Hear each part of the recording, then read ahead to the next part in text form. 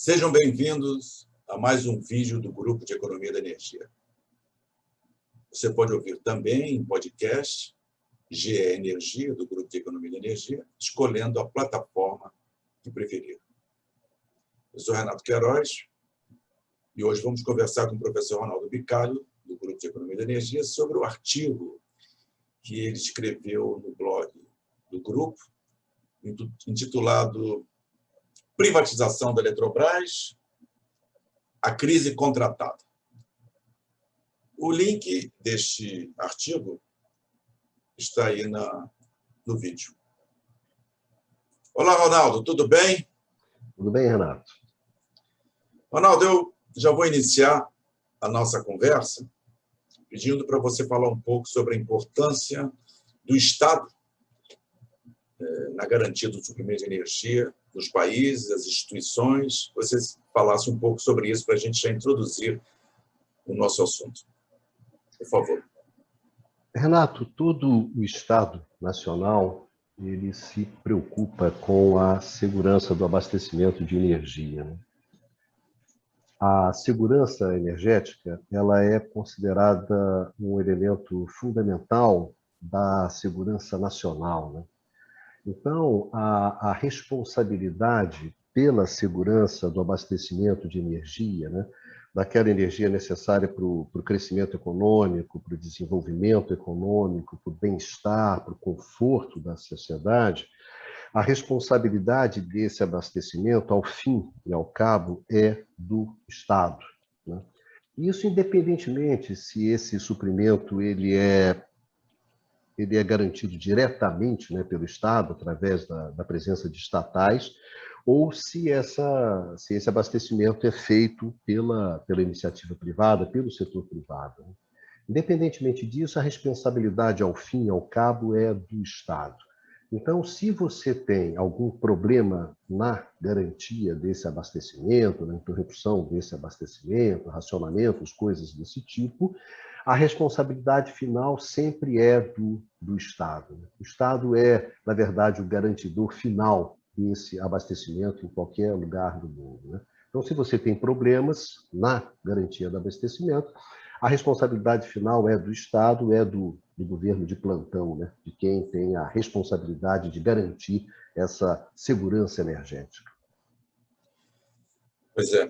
Agora, Bicalho, o Brasil vive uma crise de abastecimento de eletricidade, que todos nós estamos sabendo, a mídia já colocou isso nos seus veículos, e até já se fala em perspectivas de um racionamento de energia elétrica. Bom, já é bom ressaltar para todos que já vivemos uma crise, não é de hoje, de preços de energia nas contas de luz. Pagamos uma conta de luz muito cara e já sabemos que os preços vão aumentar muito nesta situação que estamos vivendo. Bom, vivemos uma crise sanitária, ainda sem vacinas suficientes, sem ter preocupação do brasileiro. A crise de desemprego. E agora, Ronaldo, com uma crise de eletricidade, isso vai ter um custo político, não vai? Vai, Renato, porque como o Estado é o responsável pela garantia do abastecimento, no final, como o governo ele tem que criar as condições, né, para que você garanta esse abastecimento, toda vez que você tem problemas, os custos são direcionados a quem é responsável. E os custos são sempre muito elevados, e principalmente os custos políticos, né? Por exemplo, quando você teve a crise da Califórnia, 2001, né, um racionamento muito pesado, o governo da Califórnia, que era o governador da Califórnia, que era, acho que o Gray Davis, e ele era um democrata, e ele era um dos candidatos mais fortes para ser presidente dos Estados Unidos. Um dos candidatos mais fortes do Partido Democrata para a eleição presidencial, né, que estava vindo, era justamente o Davis. E ele era um governador da Califórnia muito forte. No entanto, o racionamento simplesmente liquidou com ele. Não só ele não foi candidato dos democratas, né, a presidente da República, como ele perdeu, né, fragorosamente o governo da Califórnia para o Arnold Schwarzenegger, gente. O Schwarzenegger ganhou do Davis graças ao racionamento. Então, o racionamento, ele cobra, a crise energética, ele cobra um custo político e eleitoral muito pesado. Isso aconteceu aqui com o Fernando Henrique. O Fernando Henrique estava bem, e sem dúvida que o racionamento que aconteceu e as consequências econômicas do racionamento liquidaram com as pretensões do PSDB. Né? Então, também ali se pagou um preço político, um preço eleitoral muito pesado. E mais recentemente, no Amapá, né? O irmão do Alcolumbre, né, que é o senador, ele estava na frente das pesquisas. Depois do racionamento, ele perdeu, né, porque se colocou a responsabilidade um pouco no Alcolumbre. Então, você não tem a menor dúvida, a crise energética, ela cobra um custo político muito elevado, um custo eleitoral muito elevado. E eu diria até, Renato, que mais elevado e mais contundente do que a crise sanitária. Porque na crise sanitária nós estamos assistindo a isso. Né? Existe uma certa normalização, né? Uma normalização da morte. Né? Não existe normalização da crise de energia elétrica. Né? Porque até quando você tem uma crise sanitária, você morre 500 mil pessoas, morreram 500 mil pessoas. Você não morreu. Isso te dá uma percepção da crise. Quando você tem a crise elétrica, não, é você que fica sem luz. Então, a percepção é muito mais forte. Eu diria que você pode até, por várias razões de distorções dentro da sociedade, da nossa percepção de risco e tudo mais, você pode sobreviver até uma crise sanitária, né? É o que, de uma certa maneira, demonstra o governo Bolsonaro. Mas você não sobrevive a uma crise elétrica. A crise elétrica atinge todo mundo.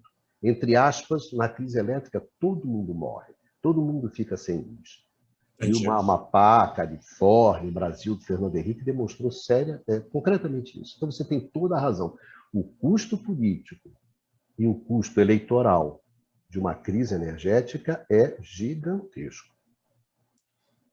Você lembra bem tudo isso, muito bem lembrado, focado, que nem o Amapá, essa mudança política eu tinha me lembrado. E eu, se eu tivesse assim dentro do governo, eu estaria lendo tudo como foi feito lá, as lições de 2001, né? Porque havia um processo meio parecido, uma estiagem, né?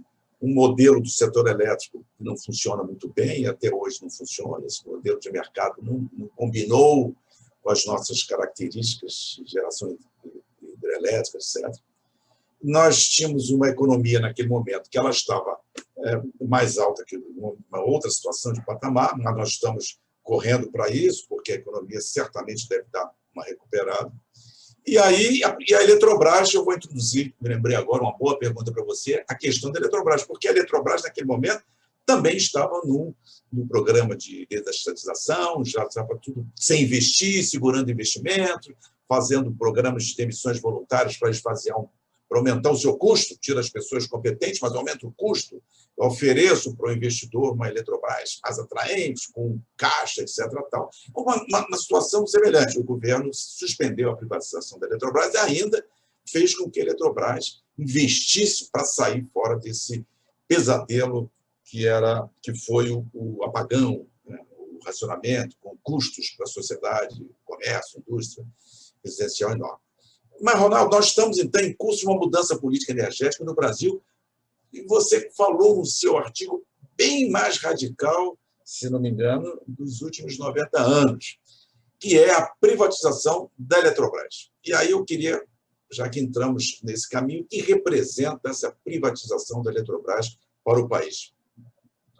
Renato, eu acho que a gente entender esse processo, no qual está a privatização da Eletrobras, nos dá uma boa ideia das condições que hoje nós temos para enfrentar, por exemplo, uma crise hídrica, como está se desenhando no horizonte.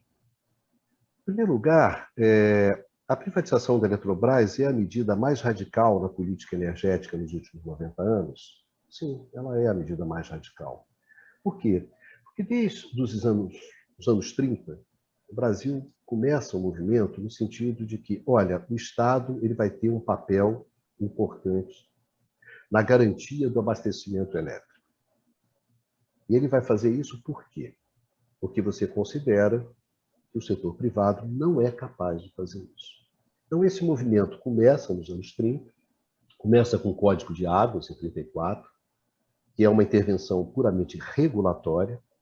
E, em seguida, nos anos 40, você já tem justamente, como você identifica que essa intervenção regulatória ela não é suficiente para garantir aquela energia elétrica que vai ser necessária para todo o processo de industrialização e da forte urbanização que o país vai sofrer. Então, você decide o seguinte, olha, o Estado vai entrar e vai entrar diretamente. Eu acho que o símbolo disso é a criação da Chesf, lá em 1945. Então, desde então, o setor elétrico, o Estado brasileiro, ele teve esse papel de protagonista, um papel fundamental na garantia do abastecimento de energia elétrica.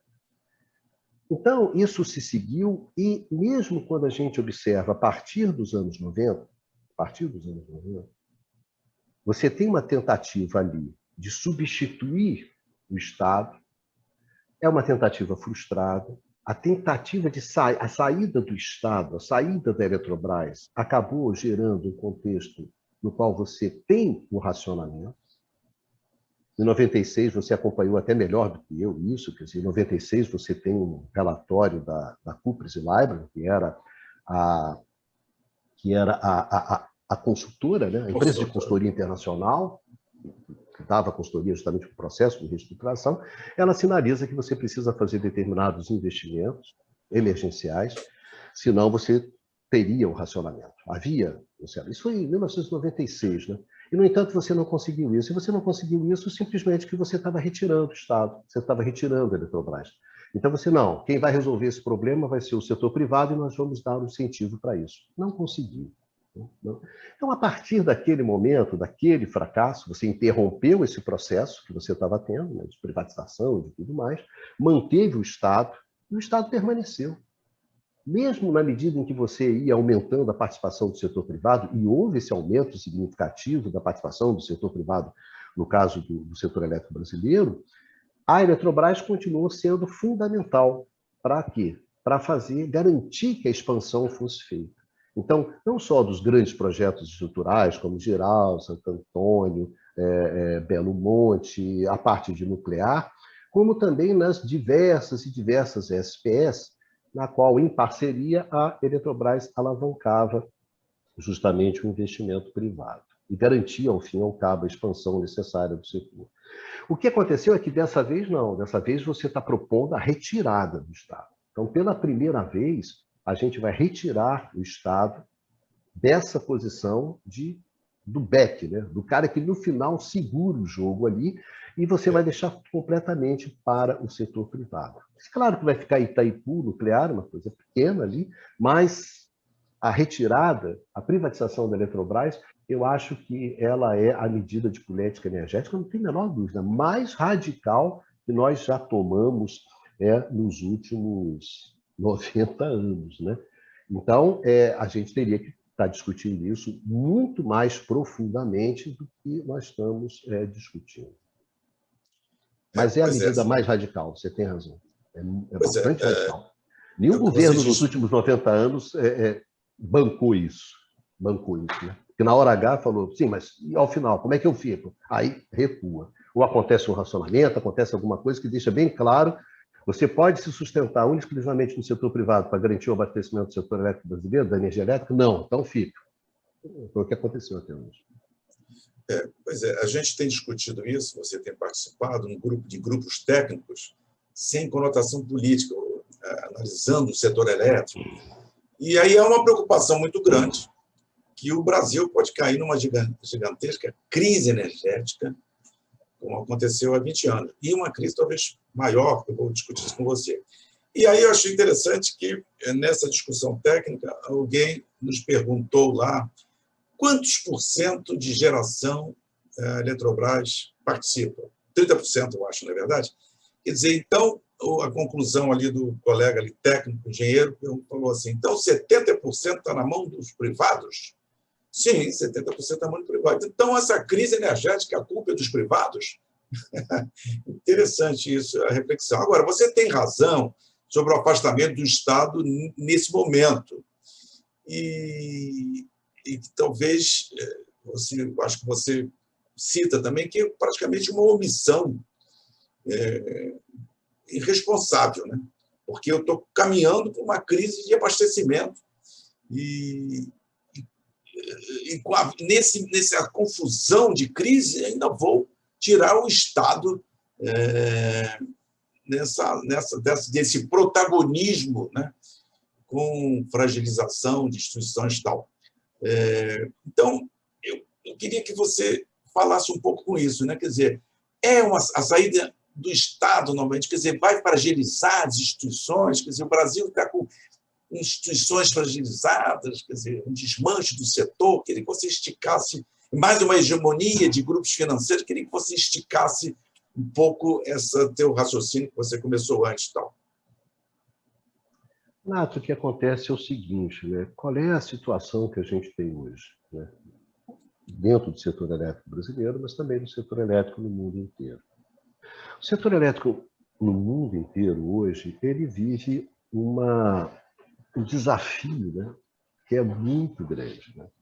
E parte desse desafio é como é que nós vamos para as energias renováveis, né?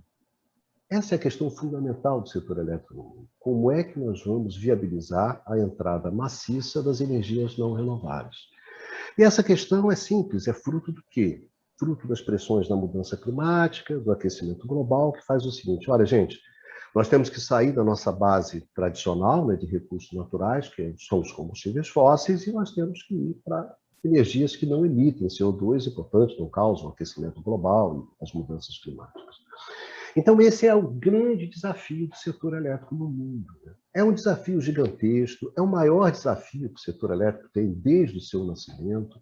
Você vai ter que mudar a sua base técnica. Sim, vai ter que mudar a base técnica. As energias renováveis, as características técnicas e econômicas das energias renováveis são completamente diferentes das características técnicas e econômicas dos combustíveis fósseis. Então, você vai ter que mudar a sua base técnica, você vai ter que mudar a maneira como você organiza a cadeia produtiva, né? Geração, transmissão, distribuição, dentro do setor elétrico. Você vai ter que mudar a maneira como você gerencia as empresas, vai ter que mudar os modelos de negócio, você vai ter que mudar a maneira como você regula, como você precifica, como é que você financia a expansão.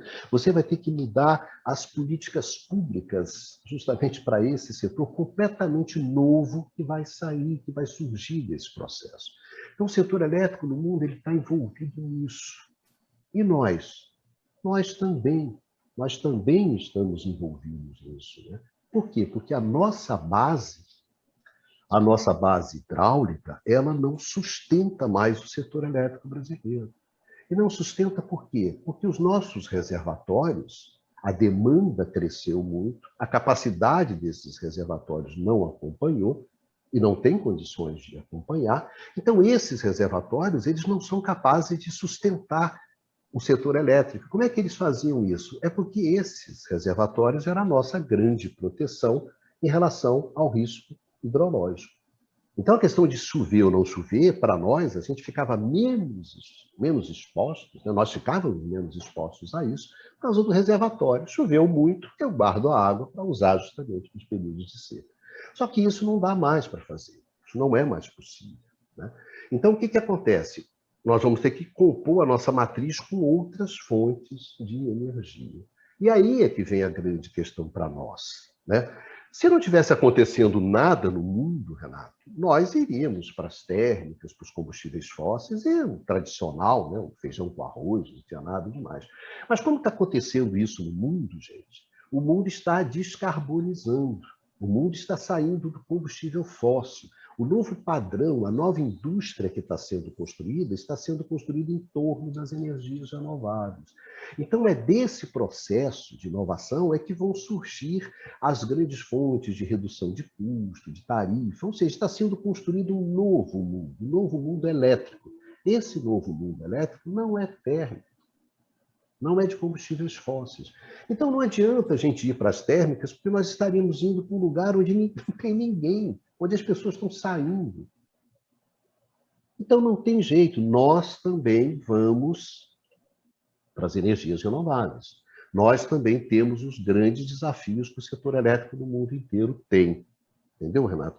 Então, o que acontece? O que você está notando? As incertezas são gigantescas, os riscos são enormes. As tensões, gente, políticas e sociais são muito grandes, porque nesse processo nós teremos ganhadores e perdedores. E pode-se perder muito e pode-se ganhar muito, então as tensões políticas são muito grandes. Então, só o Estado é o único ente, isso está na Agência Internacional de Energia, colocando essa questão, que não é um órgão esquerdista. Só o Estado é o único ente que tem condições de lidar com essas incertezas, com esses riscos, com essas tensões, trazer essas incertezas, reduzir esses riscos, reduzir essas tensões, para que os agentes do setor possam manejar, possam tomar suas decisões dentro de um contexto que seja razoável. Senão, esses agentes eles vão jogar no curto prazo e vão jogar nas suas agendas individuais. Aí você implode o setor elétrico. Então, o Estado faz esse papel. Então, o papel do Estado hoje no mundo, o papel do Estado no setor elétrico brasileiro é fundamental, é essencial. Aí, o que você observa? Você observa a proposta que, vamos retirar o Estado.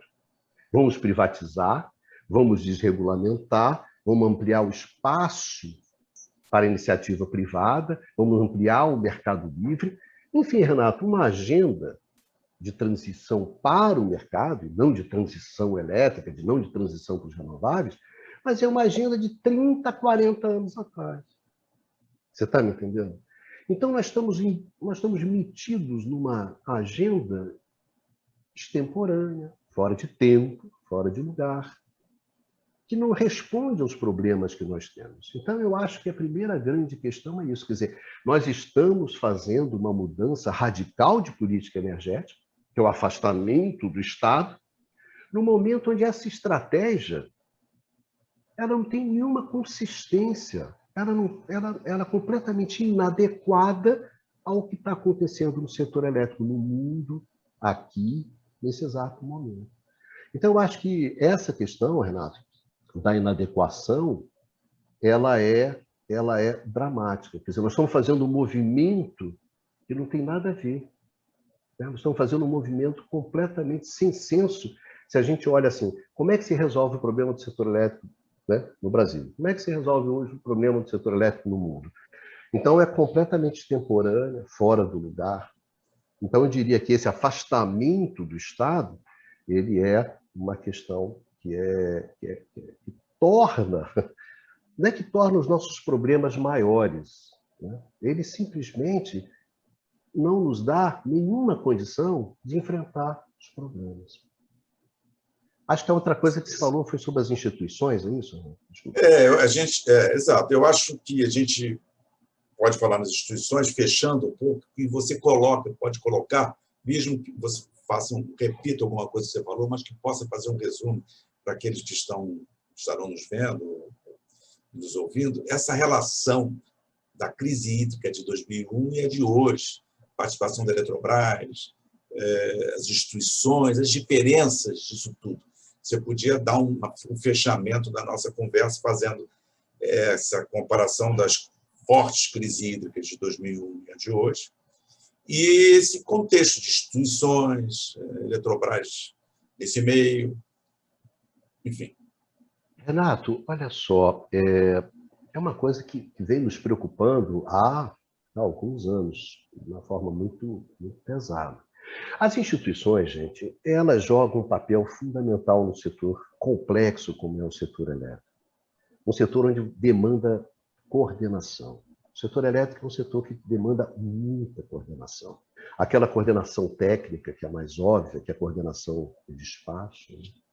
As pessoas não entendem isso, né, que são fora do setor. No setor elétrico, eu falo assim, eu quero gerar.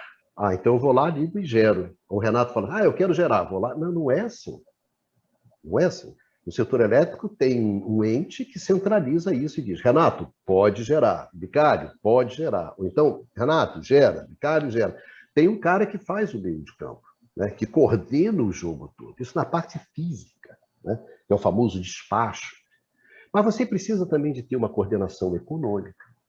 Você precisa ter uma coordenação econômica, uma coordenação técnica e, principalmente, Renato, uma coordenação política dos interesses. Porque essas plantas, essas linhas, essas distribuidoras, tudo isso, gente, ou a fábrica do cara que consome muita energia, tudo isso tem dono, tudo isso tem interesse econômico, e tudo isso disputa no campo político, porque ali é que são definidas as regras do setor elétrico. Onde é que você acha que define o modelo de como é que vai funcionar o setor elétrico? Né? O setor elétrico não é um setor que se autorregula em nenhum lugar do mundo.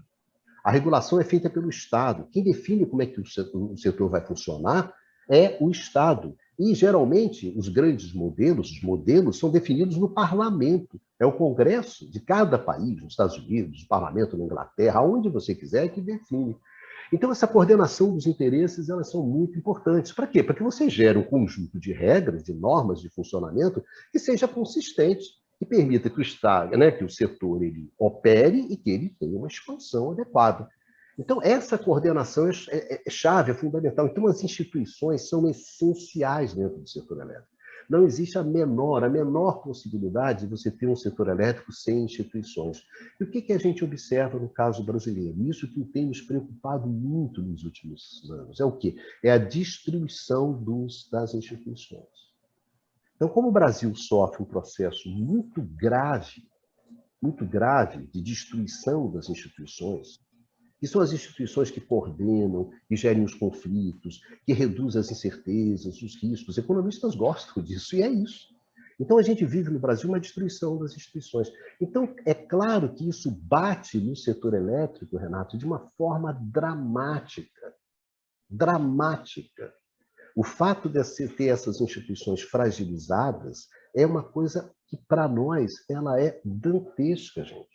Não existe a menor possibilidade de você funcionar um setor elétrico com complexidade, e mais ainda, com a complexidade que tem o setor elétrico brasileiro, né? Que opera como se fosse uma máquina única, com coordenação entre uso dos grandes reservatórios, transmissão e o escambau.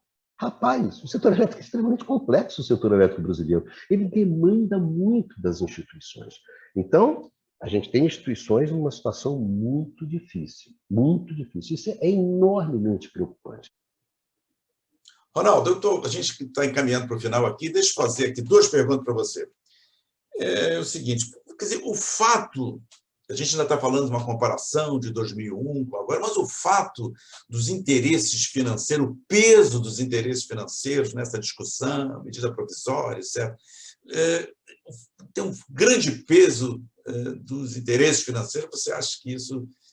Como é que fica aí? Influi realmente essa situação de agravamento, de preocupação dessa crise do setor elétrico? O que você acha? Renato, eu acho que sim, porque prevalece, né? Eu acho que esses interesses financeiros, eles têm uma lógica de curto prazo, fortemente de curto prazo, e também especulativa, né? Então, essa combinação de especulação com o curto prazo, ela dá essa financeirização do setor elétrico nesse sentido. Eu acho que ajuda a você a fragilizar e tornar essa situação mais difícil, tá certo? Porque como você está muito voltado para o curto prazo, como você está ali na questão da especulação, você está financeirizando, quer dizer, um setor que é um setor que tem uma base real muito pesada.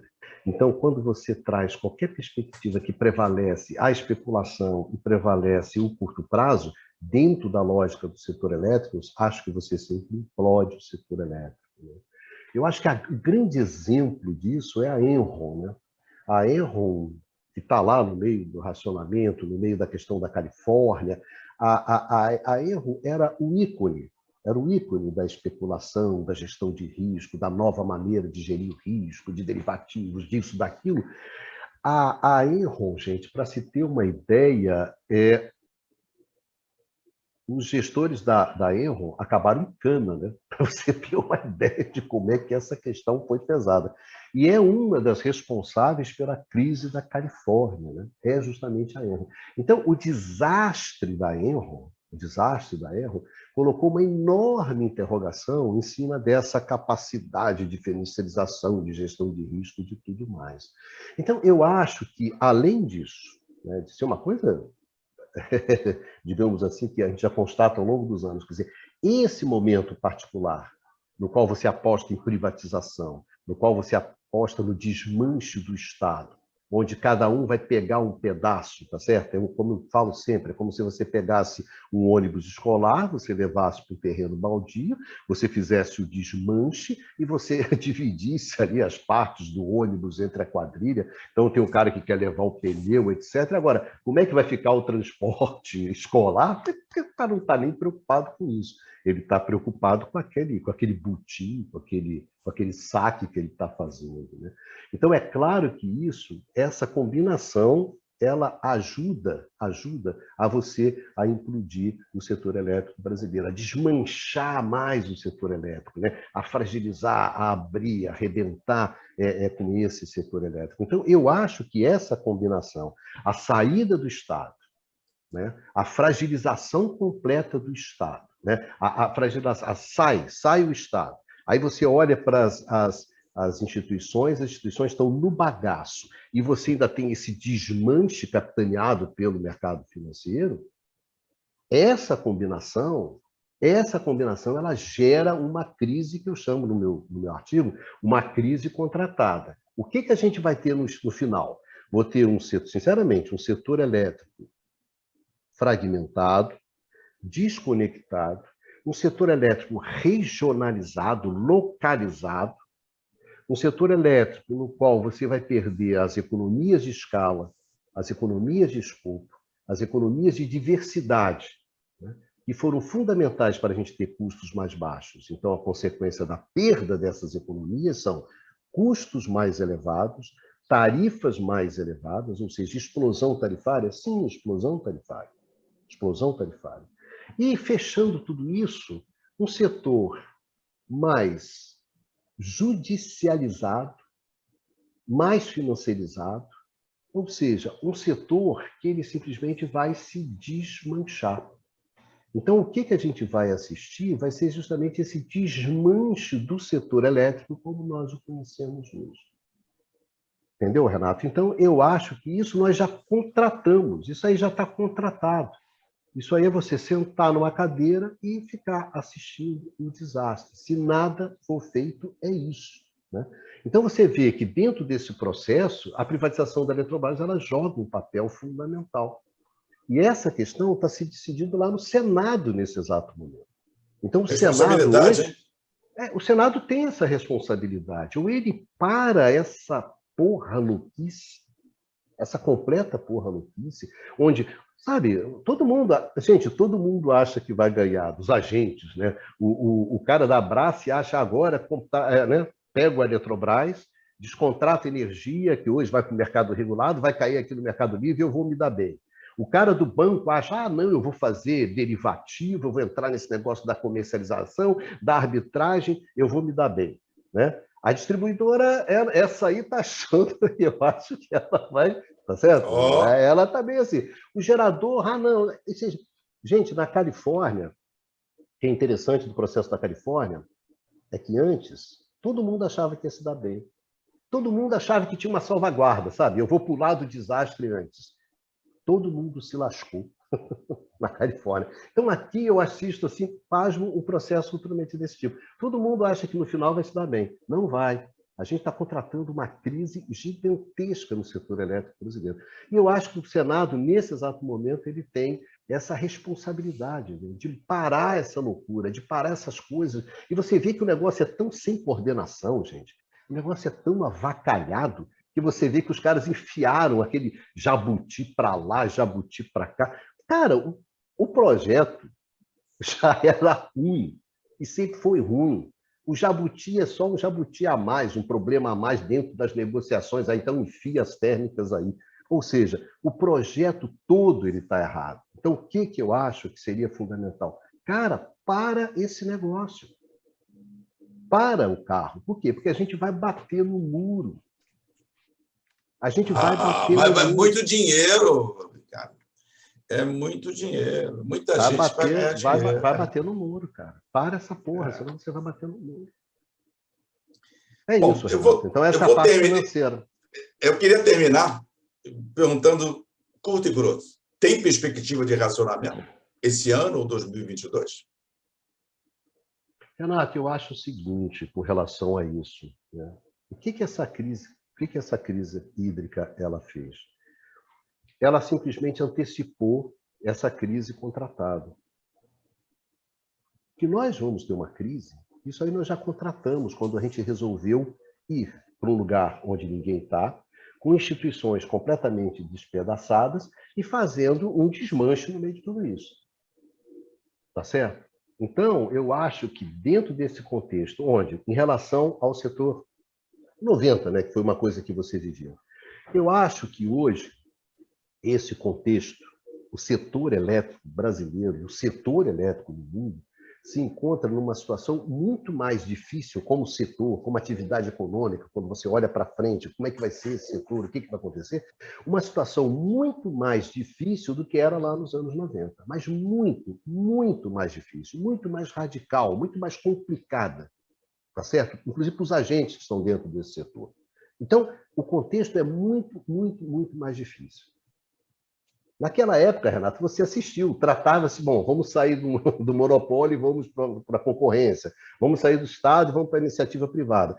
Eram mudanças de natureza institucionais. Tudo bem, podia ser mais radical, menos radical, mas agora não. Agora é a mudança da base, gente, da base de recursos nacionais, da base técnica. É um setor completamente em transformação. Ponto 1.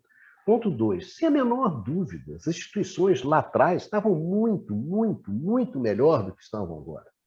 Tá certo? E justiça seja feita, o governo lá atrás era muito, muito melhor do que esse governo que está agora. Tá certo? Então você tem essa combinação. A situação é mais difícil.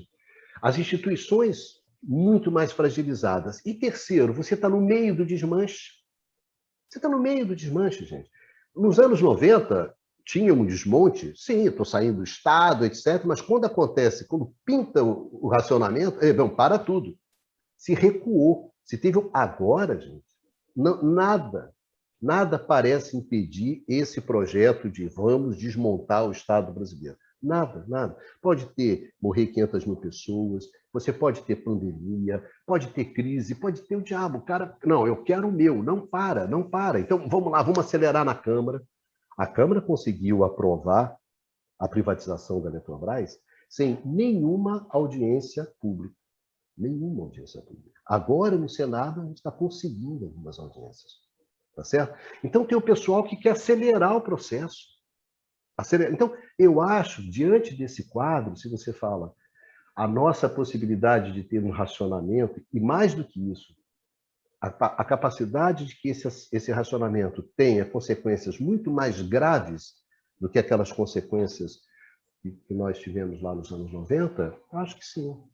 Dada esse quadro, essa combinação que eu acho perversa, essa combinação perversa de instituições se desmanchando, um processo de desmonte, de desmonte, que só acelera esse processo. Né? Então, o setor elétrico, gente, vai simplesmente desmanchar. Esse setor não tem a menor capacidade, sinceramente, eu acho que não tem a menor condição e uma capacidade de coordenação, de gestão de conflitos, à lá Pedro Parente, né? Não, o cara da ANEEL cala a boca, eu centralizo aqui, eu mando, pau, pega BNDES, pega... Mas e o que agora, gente? Dá uma olhada que você tem em volta. Então, eu acho que a gente está vivendo um risco infinito. Agora, não acho nada demais. Acho que essa crise estava desenhada em função do que estava acontecendo no setor, do tipo de política pública e de política energética que estava sendo aplicada. Então, essa crise já estava contratada. O que aconteceu? O que a gente trouxe, tá certo? A crise hídrica simplesmente trouxe para cá. Então, para a gente que está acompanhando, não tem nenhuma novidade. É isso aí. Agora, resta saber, e essa é a grande pergunta, o que vai acontecer. Eu, sinceramente, não tenho a menor ideia do que vai acontecer, no sentido, temos capacidade de sair dessa? Hoje, eu diria, olha, aquela velha história, apertem os cintos, né?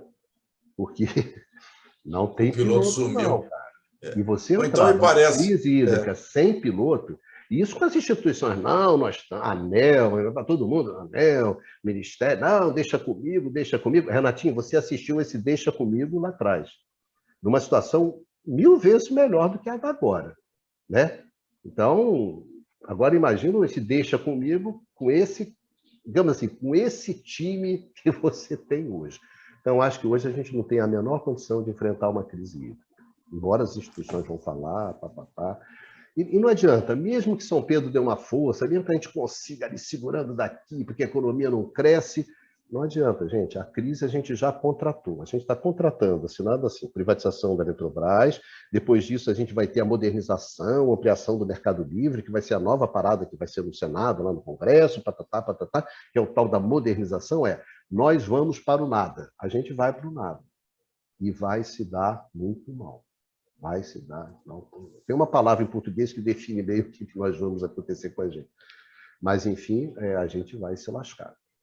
Nós contratamos, a gente vai se lascar. Ponto. Ronaldo, obrigado. Esse papo eu espero que muita gente escute ou veja. Pense. E o que você falou que vai para o nada, eu me lembro daquele trenzinho fantasma, quando era pequena, eu pegava, e às vezes a Teresópolis, e pegava um trenzinho fantasma, que você ficava dentro no escuro e abria uma porta, aparecia às vezes um fantasma, alguma coisa, a gente não sabia o que aparecia e todo mundo gritava. Nós estamos no trenzinho fantasma, realmente a gente não sabe quando abrir lá a portinha o que vai aparecer. Nós estamos apostando no futuro que não sabemos o que vai acontecer. Certamente estão vendendo o futuro para ganhar dinheiro no presente, a gente sabe disso. Mas é uma irresponsabilidade com a sociedade brasileira, porque é um setor que gera ele tem um produto que perpassa por todos os lares, o comércio, a sociedade, tudo. Eu deixo para vocês se despedirem. Obrigado a todos. Um abraço para todos. Muito obrigado. Bicalho, pode dar o seu tchau final e a gente espera ter mais uma vez um papo num próximo podcast ou vídeo. Um abraço. Não, obrigado, Renato. Obrigado às pessoas, né, que nos acompanham aqui, que assistem essas nossas conversas sobre a energia, né? O link do artigo lá do Infopetro vai estar na descrição do vídeo, né, como sempre acontece nesse programa. E nós pretendemos continuar discutindo, né? A nossa função, eu acho que a gente que reflete sobre esse tema, eu acho que esse é o seu trabalho aqui no Infopetro, né? É trazer essas informações para a sociedade. Olha, o que está acontecendo, gente, é isso, né? E aí as pessoas vão se posicionando, vão, né, tomando suas decisões, enfim, sobre isso, né? Eu acho que a gente vive uma situação muito difícil, não é isso? Mas vamos ver o que vai acontecer. Eu sempre...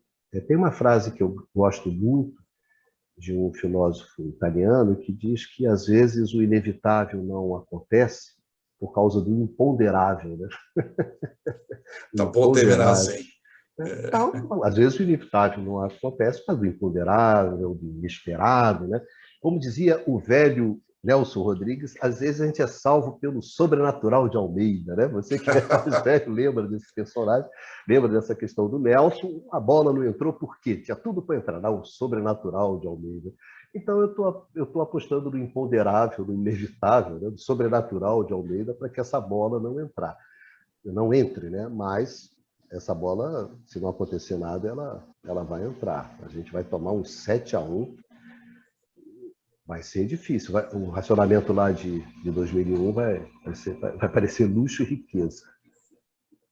Um abraço a todos. Até a próxima. Até a próxima.